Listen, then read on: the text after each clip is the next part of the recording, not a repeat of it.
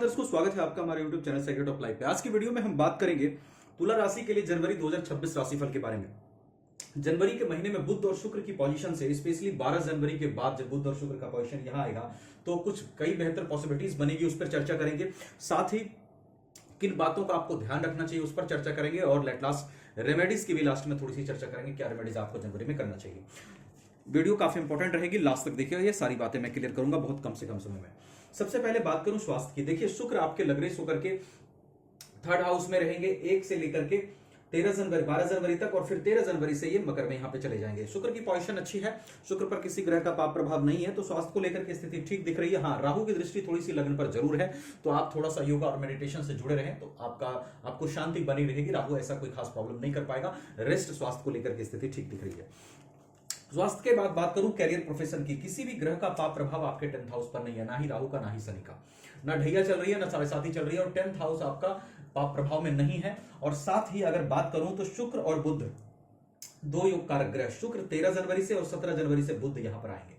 लग्नेश का यहां आकर के प्रोफेशन हाउस को देखना, और फिर बुध जो कि आपका भाग्येश है उसका 17 जनवरी से आकर के प्रोफेशन हाउस को देखना। 13 जनवरी के बाद और स्पेशली 17 जनवरी के बाद ये अच्छे कंडीशंस बन रहे हैं, जहां बुध और शुक्र की दृष्टि से आपके करियर में, प्रोफेशन में प्रोफेशनल ग्रोथ के चांसेस बन रहे हैं, प्रमोशंस के चांसेस बन रहे हैं। जॉब अगर नहीं है आपके लिए जॉब लग सकती है, वो सब चांसेस आपके लिए बढ़िया बन रहे हैं। उसके साथ साथ देखिए, अगर सूर्य और मंगल की बात करूं, मंगल आपका धनेश बनता है, धन भाव का लॉर्ड यहां पर आ जाएगा। मंगल आपका 16 जनवरी से, और सूर्य 14 जनवरी से यहां पर आ जाएंगे। सूर्य इनकम लॉर्ड है, इनकम लॉर्ड का 14 जनवरी से आकर के प्रोफेशन हाउस को देखना, प्रोफेशन से इनकम के चांसेस को बेहतर करेगा। और मंगल का यहां पर आकर के इस स्थान को देखना कहीं ना धन भाव, धन की स्थिति को बेहतर करता हुआ दिखाई दे रहा है। तो हाफ मंथ के बाद से इनकम और वेल्थ एक्युमुलेशन के मामले में कुछ अच्छे रिजल्ट्स आपको सूर्य और मंगल की दृष्टि से मिल सकते हैं, जो कि यहां पर बन रहे हैं। ये सब चीजें आपको कैरियर, प्रोफेशन और इनकम की स्थिति से बढ़िया दिख रही है। भाग्य की बात करूं, भाग्येश बुध आपका 1 से लेकर के 16 जनवरी तक धनु में यहां रहेगा। यहां बैठेंगे बुध, भाग्य भाव में गुरु बैठे हैं। गुरु यहां पे कारक जरूर होते हैं, लेकिन गुरु 9th हाउस में कारक जरूर होते हैं, लेकिन चूंकि यहां पे बारक होकर के बैठेंगे और थोड़ी सी वक्री भी रहेंगे। और 16 जनवरी तक मरकरी यहां रहेंगे। यहां बैठ करके, ये थोड़ा मेहनत का हाउस होता है, यहां बैठ करके मरकरी यहां देख रहे हैं। निश्चित रूप से आप मेहनत में कमी मत करिएगा। यहां बैठ करके मरकरी आपको 16 जनवरी तक ये संकेत दे रहे हैं कि आप जितनी मेहनत करेंगे उस अनुसार से भाग्य का साथ आपको मिलेगा। फिर 17 जनवरी से जब मरकरी यहां आ जाएंगे भाग्येश आपके, तो 17 जनवरी से यहां पर मरकरी की स्थिति ज्यादा बेहतर हो जाएगी। 17 जनवरी के बाद भाग्य का साथ आपको ज्यादा बेहतर मिलता हुआ दिखाई दे रहा है। भाग्य के चलते अगर काम अटका हुआ है तो वो आपका क्लियर हो सकता है। भाग्य आपको साथ देता हुआ 17 जनवरी के बाद दिखाई देगा, जहां से कुछ कंफर्ट जोन की स्थिति आपके लिए मरकरी बनाते हुए दिख रहे हैं। ये सब चीजें आपके लिए बढ़िया दिख रही है। उसके बाद देखिए, अगर बात करूं संतान, शिक्षा और लव लाइफ की, राहु आपके 5th हाउस में बैठा है। संतान, शिक्षा और लव लाइफ का यह हाउस होता है, और उसका जो लॉर्ड है शनि 6th हाउस में यहां बैठे हैं। राहु और शनि की पोजीशन को अगर देखूं तो एजुकेशन आपका बढ़िया दिख रहा है। एजुकेशन में आप अच्छे करते हुए, अच्छा दिमाग लगाते हुए दिखाई दे रहे हैं। उसके साथ साथ डिसीजन मेकिंग भी आपकी कुछ बेहतर जरूर दिख रही है शनि की पोजीशन से। और संतान के साथ तालमेल बिठाने में आप आर्ग्यूमेंट से बचिएगा, संतान के साथ स्थिति ठीक है। लव लाइफ में भी आर्ग्यूमेंट से बचिएगा। रेस्ट स्थिति ठीक है, क्योंकि राहु थोड़ी से यहां पर है। रेमेडीज में क्या करना है वो भी बताऊंगा। देखिए, अगर आप तुला राशि के हैं तो निश्चित रूप से आपका सबसे पहले संतुलन अच्छा है।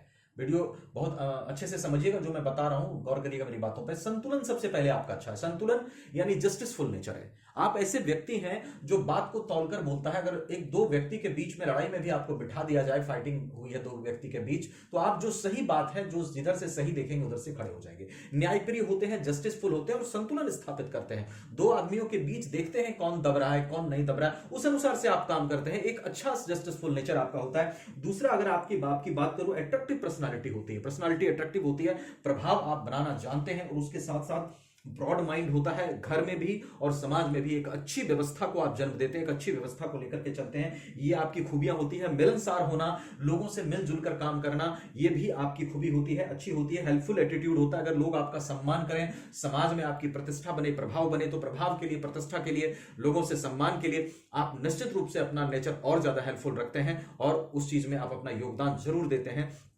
जिससे लोगों का भी भला हो और आपका भी सम्मान बने।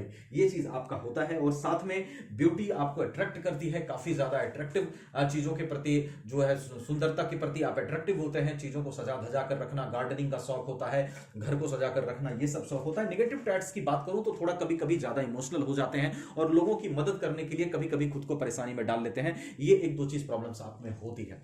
रेस्ट देखिए, ये मैंने जो चीजें बताई आपको, ये गोचरी व्यवस्था से बताएं, आपकी कुंडली में, लगन कुंडली में ग्रहों की क्या स्थिति है, नवमांश कुंडली में ग्रहों की क्या स्थिति है, महादशा किसकी चल रही है, अंतरदशा किसकी चल रही है, और अष्टक वर्ग की स्थिति क्या है, षडबल की स्थिति क्या है, सभी बातों पर प्रेडिक्शन निर्भर करेगा। तो कंप्लीट इन्फॉर्मेशन और कंप्लीट रेमेडीज के लिए आप अपनी चार्ट भी एक बार जरूर दिखाइएगा। मुझसे दिखाना चाहे व्हाट्सएप नंबर आपको वीडियो डिस्क्रिप्शन में मिलेगा।